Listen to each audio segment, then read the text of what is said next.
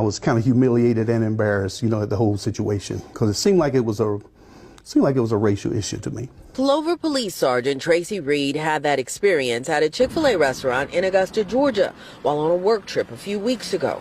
He and 3 other CPD officers, all of them white, went into the restaurant for breakfast. We all came into the restaurant together, we rode together, came in the restaurant together, all had the same uniform on, stood in line together. There was never a time that we were not together while standing in line. They say all 3 white officers were offered a complimentary meal, which they say is often offered to law enforcement at the popular restaurant chain.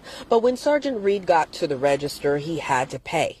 He said he had to pay for his meal, and it infuriated me. And I told him, I said, "Do you want me to go say something?" And he was like, "No, I don't want you to cause a scene."